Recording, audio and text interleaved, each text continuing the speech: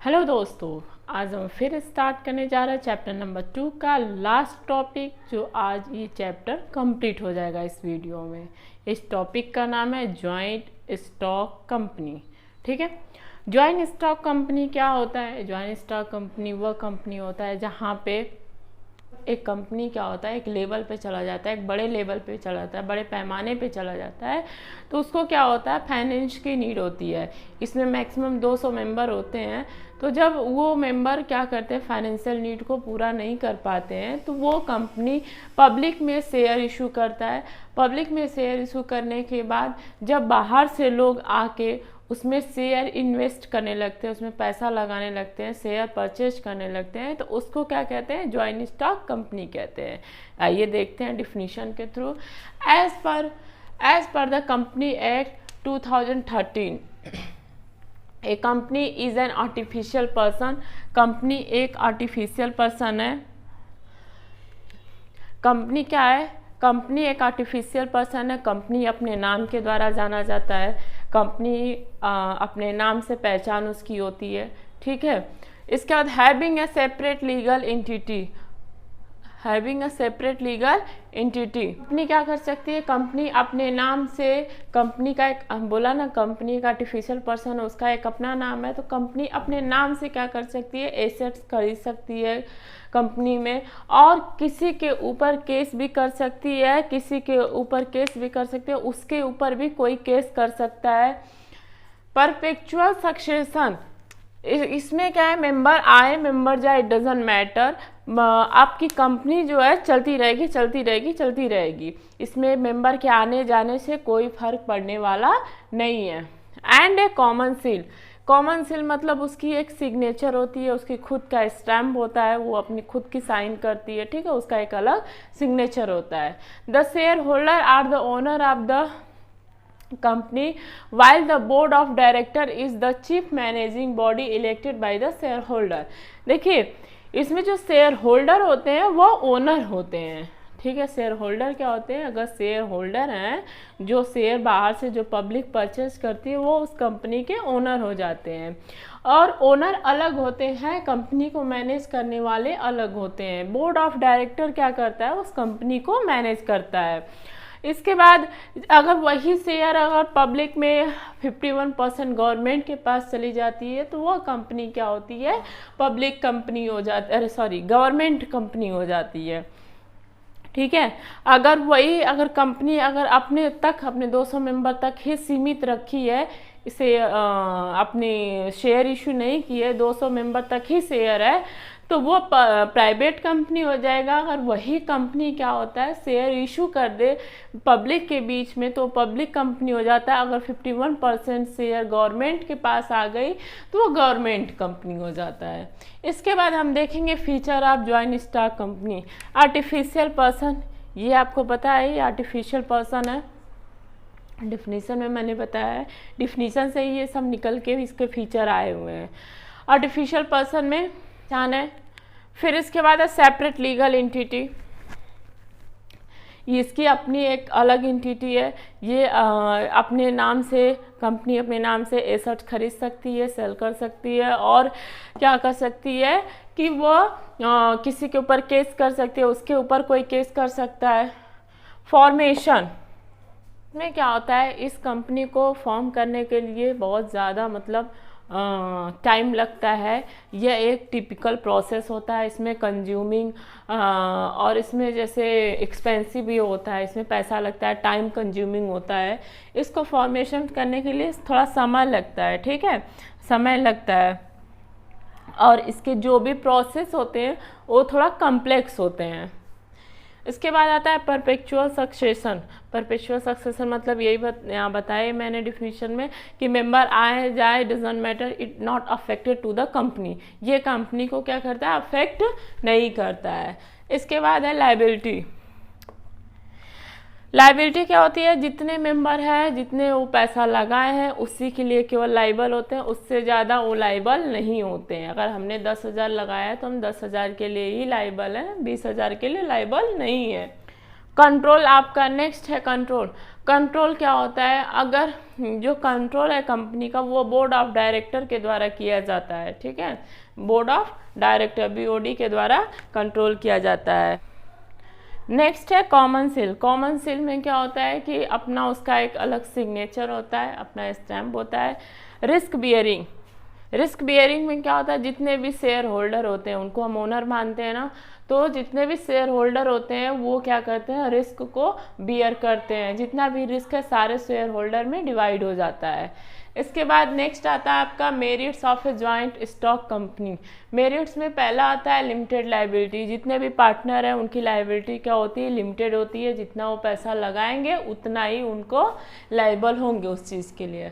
Perpetual existence, it doesn't matter कि कितने लोग आ रहे हैं जा रहे हैं, कंपनी आपकी स्टेब्लिश रहेगी, कंपनी हमेशा चलता रहेगा। Transfer of the interest, transfer of interest में क्या होता है कि आप जो है अपनी शेयर को आसानी से एक से दूसरे व्यक्ति को ट्रांसफ़र कर सकते हैं। शेयर को सेल कर दोगे तो ओनरशिप जिसको सेल करोगे उसको उस शेयर का ओनरशिप क्या होता है, ट्रांसफ़र हो जाता है। फिर इसके और वो जो आप शेयर लियो आपको ज़रूरत पड़ी पैसे के तो तुरंत तो कैश में कन्वर्ट हो जाता है, ठीक है। आप दूसरे को शेयर सेल कर दोगे तो ओनरशिप भी आपका ख़त्म हो जाता है।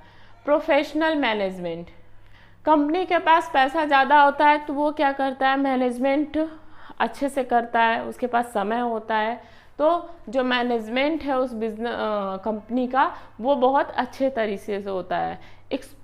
स्कोप फॉर एक्सपेंशन, कंपनी बहुत बड़ा होता है तो वो क्या करता है, वो अपना एक्सपेंशंस कर सकता है, उसके पास बहुत सारे स्कोप होते हैं, समय होते हैं, उसको पैसे इकट्ठा करने के लिए शेयर होल्डर से पैसा इकट्ठा करता है, और नहीं होगा तो उसको लोन भी अच्छे से प्रोवाइड हो जाता है, ठीक है। तो पैसा क्या करता है, एक्सपेंशंस कर लेता है।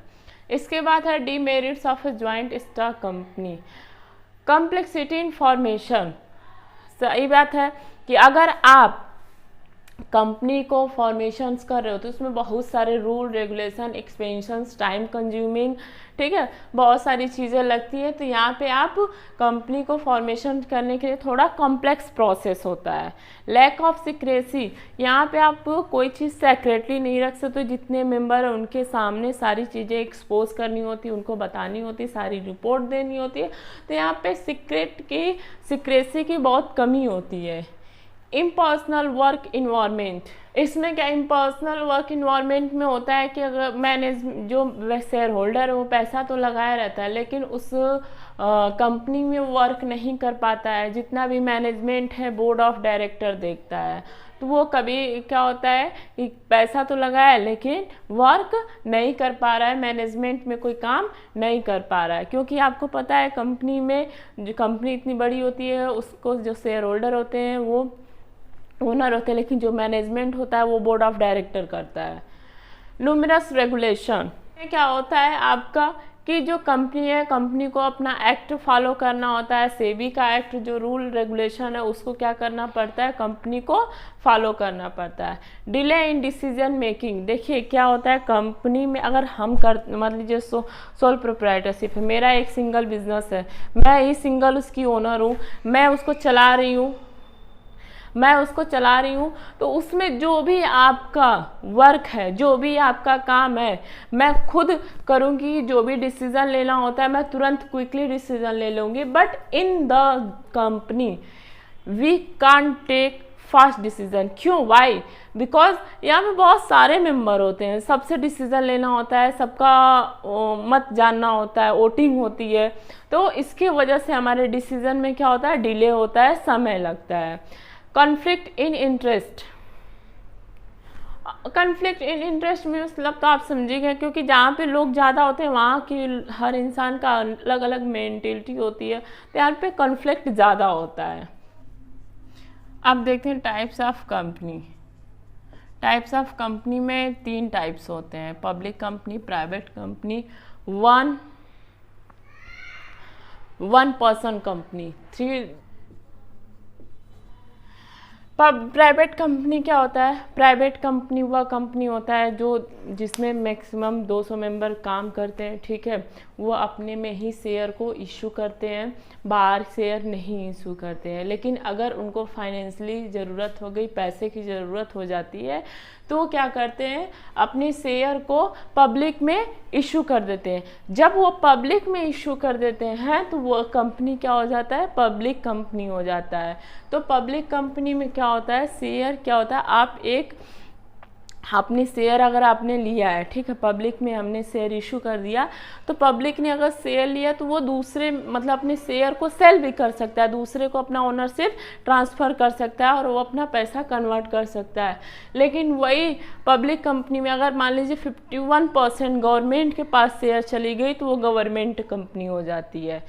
नेक्स्ट आता है 1% कंपनी। 1% कंपनी में एक व्यक्ति जो कंपनी को बनाता है वो कंपनी एक्ट के थ्रू उसको रजिस्टर्ड भी करता है, तो उसको 1% कंपनी कहते हैं। और 1% कंपनी जो आपका आया है 2013 में, 2013 में, कि एक व्यक्ति अगर कंपनी अपना बनाना चाहता है तो वो कंपनी बना सकता है कंपनी एक्ट 2013 के अंदर, और वह इसको OPC भी कहते हैं। ठीक है, अब हम देखेंगे प्राइवेट और पब्लिक कंपनी के बीच में डिफरेंस बिटवीन प्राइवेट कंपनी और पब्लिक कंपनी, दोनों के बीच में अंतर क्या है।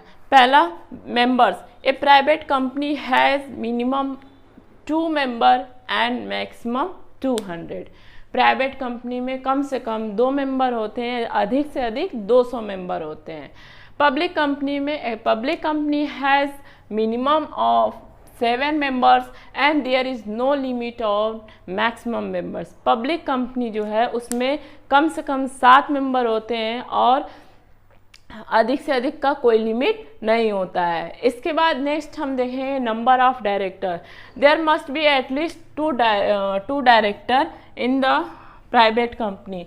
कम से कम 2 डायरेक्टर होते हैं प्राइवेट कंपनी में, और ज़्यादा से ज़्यादा मतलब मैक्सिमम डायरेक्टर होते हैं, मैक्सिमम आपका होता है 15। ठीक है, मिनिमम आपका 2 डायरेक्टर, मैक्सिमम 15। इसी तरह पब्लिक कंपनी में 3 डायरेक्टर होते हैं, 3 डायरेक्टर मस्ट होने चाहिए। इसके बाद मैक्सिमम कितना होना चाहिए, मैक्सिमम 15 डायरेक्टर हो सकते हैं। Index of members. Maintenance of the index of member is not compulsory for a private company. Index of member जो है वो मेंबर का जो इंडेक्स है वो प्राइवेट कंपनी में कंपल्सरी नहीं है, but in the public company it is compulsory. Maintenance of index of member is compulsory for a public company. Public company में आपका जो है इंडेक्स मेंबर की जो इंडेक्स है वो कंपल्सरी है। इसके बाद है name. The private company must use the word private limited after the it's name. अपने नाम के बाद प्राइवेट लिमिटेड, नाम के बाद अंत में प्राइवेट लिमिटेड कंपनी यूज करती है। Company must use the word limited, limited word use करेगी। ठीक है, पब्लिक कंपनी जो है अपने नाम के बाद लिमिटेड वर्ड केवल यूज करेगी। यहाँ पे प्राइवेट लिमिटेड यूज होगा, वहाँ पे केवल लिमिटेड वर्ड यूज होगा। प्राइवेट कंपनी है वो किसी को क्या करती है, इनवाइट नहीं करती, जितने मेंबर होते हैं उतने में ही अपना काम करती है। But in public company can invite the public to subscribe to share और डिवेंचर। और पब्लिक कंपनी पब्लिक को इनवाइट करती है कि आओ भाई हमारे कंपनी का शेयर क्या करो, खरीदो, डिवेंचर हमारे कंपनी का खरीदो। इसके बाद transfer of share. Member of private company are restricted. देखो यहाँ लिखा हुआ है साफ साफ शब्दों में कि रिस्ट्रिक्ट है, नहीं ट्रांसफ़र कर सकते देयर शेयर। वो अपनी शेयर को किसी और को ट्रांसफ़र नहीं कर सकते बिल्कुल। इसके बाद but in public company easy है, we can transfer our share to any person. Member of a public company are allowed to transfer their share. वो अपनी शेयर को क्या कर सकते हैं, ट्रांसफ़र कर सकते हैं किसी भी पर्सन को। ये यहाँ पे आपका ये चैप्टर हुआ फिनिश। नेक्स्ट वीडियो में हम लोग अब लेके आएंगे चैप्टर नंबर 3।